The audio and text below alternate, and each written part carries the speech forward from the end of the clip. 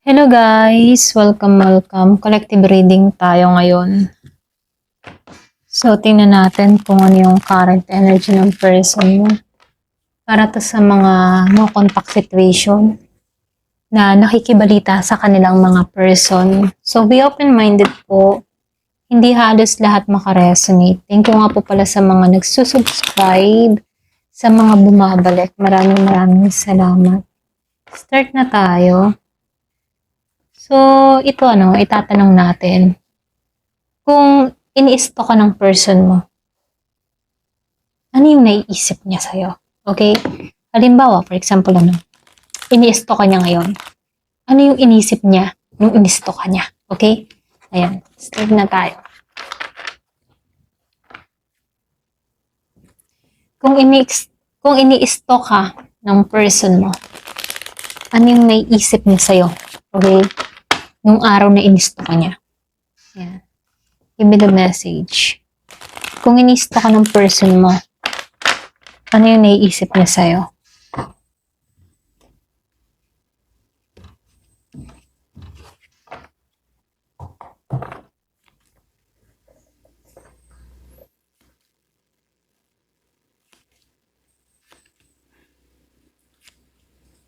Meron akong nakikita ditong Taurus, Virgo, merong Capricorn, meron din akong nakikitang Aries, Leo, Sagittarius. Malakas yung Earth sign. So, meron din akong nakikitang Gemini, Aquarius, and Libra. Scorpio, Cancer, and Pisces, mangilan-ngilan. Okay? So, malakas dito ang Earth sign at air sign. Okay? Ayan. So, start na tayo. So, dito, lumabas yung Six of Pentacles dito and the Ace of Pentacles reverse dito. So, sa simula, yung bang tipo na sa simula pa lang, ito yung pinaka-dominant na energy. Okay? Na merong hatid na give and take. So, habang ini-stalk ka niya, may pakaramdam siyang may utang siya sa'yo. Okay? So, nakikitaan ko dito pagdating sa emotional or pwede rin sa energetic. Okay? Para bang may gusto siyang ibalik or ayusin o itama. Okay? So, hindi siya totally detached. Nakikitaan ko dito, meron lang ditong kabaliktaran. Ramdam niya na may value ka na. Okay? So, hindi na ba yung, kung hindi kanya nabigyan ng sapat noon, bumaliktad to. Ngayon, nararamdaman niyang ang halaga mo. Okay? So, dito, lumabas tong Ace of Pentacles dito. Para bang ito yung tipo na, ito yung nagpapakita ng panghihinayang habang tinitingnan niya yung profiles mo. Kumbaga, kung ina-updates ka niya, or yung galaw mo, or yung mga iniisip niya, So, nakikitaan ko dito, habang nakatitig siya sa profile mo, nagsasalita na to ng, sa isip niya na sayang, ganun, okay? So, meron siyang mga pagsisisi na, yung for example lang, ganito, sayang, dapat hindi ko siya pinalampas, okay? So, nakikitaan ko dito, nagsisi siya sa opportunity na hindi niya na-maximize. So, kaya ngayon nanonood na lang siya sa malayo. Gusto niyang gumawa ng moves, pero nahihiya at natatakot na baka huli na. Okay? So, dito sa Page of Wands, yung mga tipo na sa ilalim ng stalker energy niya, curious siya sa'yo. Inisto ka niya, hindi lang dahil miss ka niya, pero dahil gusto niyang malaman if may bago ka na. Or if may bago sa'yo. So, kung may ibang kausap ka, or pwede rin kung mas masaya ka na ba.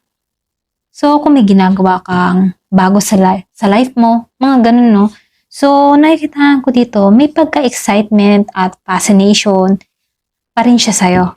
Okay? Lalo-lalo na sa pagkatao mo. Para bang every update mo, turning point yun para sa kanya. Okay? At lalo kanyang iniisip dito. So, dito, lumabas yung Knight of Swords reverse dito, So, meron akong nakikitang pagpipigil, okay? Pwedeng pagpipigil sa kanyang sarili. Yung bang tipo na kahit iniisip ka niya habang iniisto ka, kumbaga siya din yung pumipigil sa sarili niya na huwag muna, baka magmukha kang desperado, mga ganun, no? So, kinakausap niya rin yung sarili niya dito na may pagpipigil siya kahit nakatitig siya sa larawan mo. Ayaw niyang magmukhang desperado, okay? Kumbaga, kinakalma din niya yung sarili niya rito. So, takot siyang magkamali rito. Or pwede rin, takot siya sa biglaang action. Dahil naging impulsive siya dati. So, ngayon, takot siyang magkamali ulit.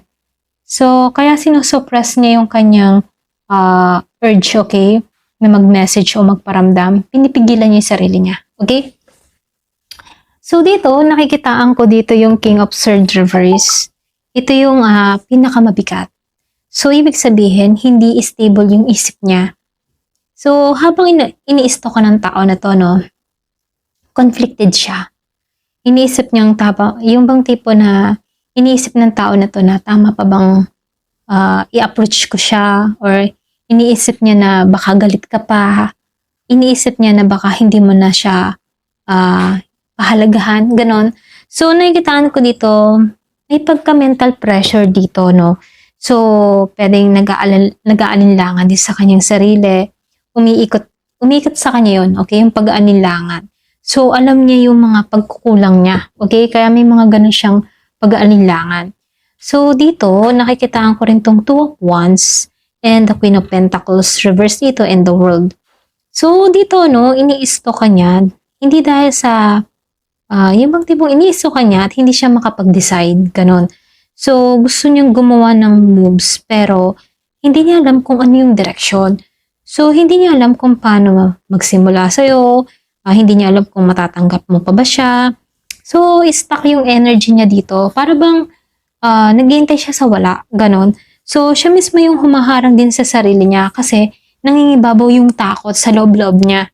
So, dito sa Queen of Pentacles upright, ito yung pinaka-powerful sa card kasi nakikita ka niya ngayon bilang stable na babae, stable na lalaki, or kung ano ka man, ano. So, kita niya na grounded ka, mas maayos ka kaysa before. So, iniisto ka niya para i-check kung stable ka financially or emotionally.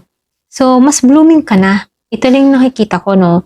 So, yung iba sa inyo, mas matured ka na rin, okay? So, sa isip niya ngayon, solid na babae or lalaki ka ngayon, okay? Hindi ka na tulad ng dati. Ibang-iba ka na. So, meron ditong level ng admiration at respeto. Kung naramdaman mo na hindi ka narespeto ng tao na to noon, ano, ngayon, ang laki na respeto niya sa'yo, okay? So, dito, lumabas tong the World upright.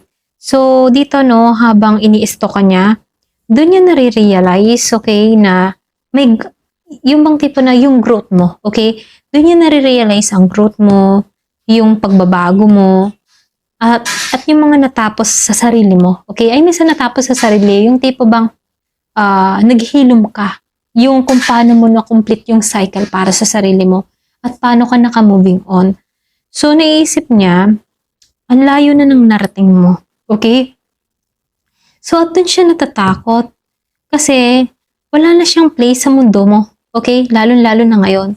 So, doon siya kinakabahan, doon siya natatakot. Alam niya, dito na ang layo-layo na nararating mo at hindi na siya kasing level mo. Okay? So, nakikitaan ko dito sa Eight of Pentacles and the Chariot, ano. So, dito sa Eight of Pentacles, ano, napapansin niya na mas focus ka sa sarili mo or pwede rin sa sarili mong improvement. Ini-stock niya yung progress mo, pwedeng sa work, sa looks, or pwedeng sa lifestyle, at sa mindset, okay? So, naisip niya na habang busy ka sa sarili, ano, nakikitaan ko dito, ang laki ng mga pinagbago mo. Samantalang siya, busy siya sa sarili niyang drama, okay? Na kailangan niya mag-improve. So, dito, nakikitaan ko din dito kung bakit tahimik siya dito nanonood, ano. Ito yung mga dahilan dahil sa nakikita niyang improvement mo. So, dito, ano, lumabas tong the Chariot reverse. Very stagnant yung kanyang energy dito.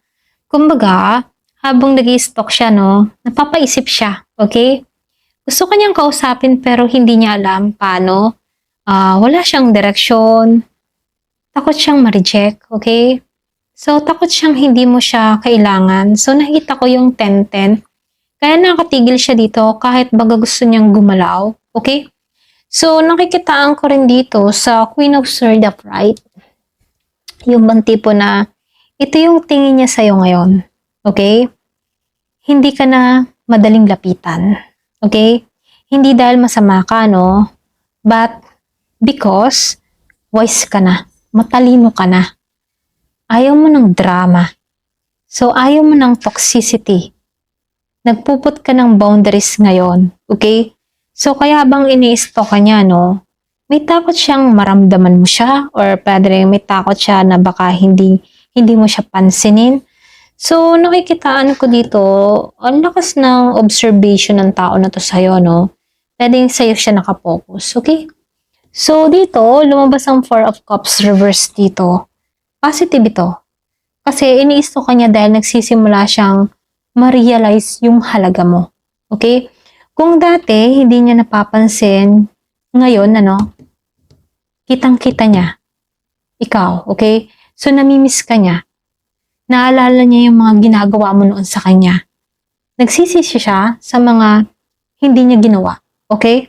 So, ito yung energy na someone ginising. Ginising siya patungo sa pagsisisi. Okay? So, dito sa Queen of Wands, naka-reverse siya, no? Meron akong nakikita ditong deepest fear na natatalo siya ng insecurity niya. Habang nag-i-stalk ka niya, naiisip niya, may iba na ba? Okay? Ramdam niya dito or nagtatanong siya, ano kaya, may iba na kaya tong person ko? May iba na kaya siya? Okay? So, mas maganda ka ngayon, mas gwapo ka ngayon. So, dito, no, kaysa sa before, kaya medyo ina-intriga siya sa'yo, okay? Kaya nag-iisip ng tao na to, ano kaya, may iba na siya? Kasi nakikita niya yung improvement, lalo-lalo na sa physical mo, sa aura mo, or pwede meron kang mga binago sa sarili mo, okay? Kung ikaw yung tipo ng tao na hindi pala makeup, hindi nagsusot ng mga sexy, ngayon nakikita niya ang laki ng pinagbago mo, okay? Kung ikaw naman ay isang tipo ng lalaki na pinabayaan mo yung sarili mo, ngayon nakikita niya na ikaw ay malinis, maayos, macho, mga ganun ano. So, kung ikaw naman yung babae, nakikita ka niyang sexy ka, maganda ka ngayon, blooming ka, nag-glow ka. Kaya itong tao na ito, naiisip niya, meron ka na. Okay? Pwedeng meron na nagpapatibok sa puso mo kasi meron kang pagbabago sa aura mo. Kumbaga, nag-blooming ka. So, ganun yung mindset niya rito. Siguro meron na to. Ayan. Okay? So, nakikitaan ko dito, mas confident ka na eh. Hindi niya, kumbaga, ang dating ng tao na to na kita niya na confident ka na hindi mo na siya kailangan. Okay? So, natatakot siya na baka hindi na siya sapat para sa'yo. Okay? So, dito, nakikitaan ko dito, no, yung iniisip ng taong ito habang ini-stalk ka, miss ka niya ng sobra. Ayan. So, may panghinayang siya sa chance na nawala. Okay? So, curious siya sa bawat galaw mo or pwede rin sa mga ginagawa mo. So, na-inspire siya sa improvement mo. Confused siya kung paano mo, yung bang confused siya kung paano siya lalapit ulit or sa'yo, no? So, natatakot siya ron na ma-reject, okay? So, takot siya na hindi mo na siya kailangan pa. Gusto niyang bumawi pero hindi niya alam kung paano, okay? So, kasi yung iba sa inyo nagpuput ka ng boundary or pwede rin talagang matigas ka, okay? So, pinipigilan niya yung sarili niya kahit gusto kanyang kausapin. Nahiya siya dahil feeling niya ikaw yung mas stable, mas matured, at mas nag-grow. So, in short, ini-stalk ka niya kasi mahalaga ka pa rin sa kanya. Lalo-lalo na sa isip at puso niya. Okay? Pero nangingibabaw yung pride, takot, at self-doubt. Lalo-lalo na sa kanya, no? At ito yung humahadlang sa kanya kung bakit hindi siya makamoves para sa'yo. Okay? Ayan, ito lang yung nakikita ko. Ayan. Hanggang dito na lamang po. Thank you for watching. Love and peace.